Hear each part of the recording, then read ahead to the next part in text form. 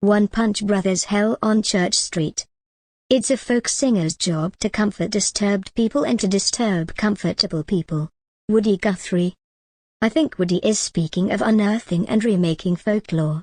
Wayfaring stranger is passing down and reminding you of the knowledge you are but a stranger roaming this earth looking for familiarity. Man of constant sorrow is the wisdom that love and faith have the power to redeem even the most cursed souls of man. The folk songs that predate musical literature are passed down through tradition. Reminders to the disturbed old collective spirits in us, as much as everything changes, it has always been the same. Don't trust the new and comfortable, maintain the traditional intuitive narratives of the eternal archetypes. The early 2010s brought a new era of folk revivalism.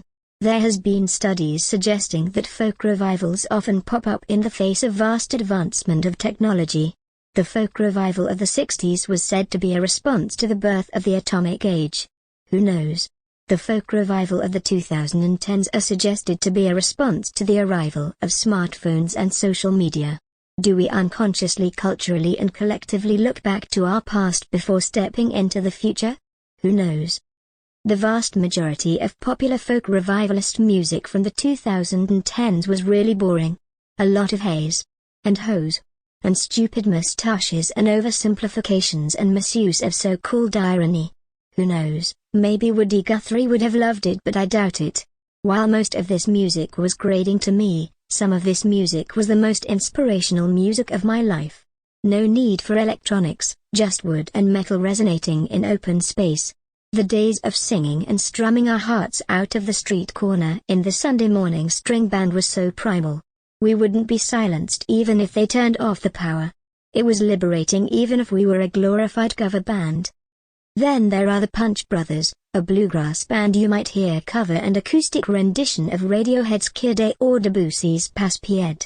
A folk band that gazes back while looking forward, a balancing act of high scholarly knowledge and deep borrowed wisdom. The new album is so fluid. A track like The Gold Rush feels like the abstractions of the natural world with no rhythm or rhyme, just meandering melodies being passed around by true craftsmen. Their rendition of the Edmund Fitzgerald lacks the original's obvious 3/4 waltz sea shanty vibe, it stutters like a sinking ship would. The album's lack of defined timing makes it feel like pulses of the natural world.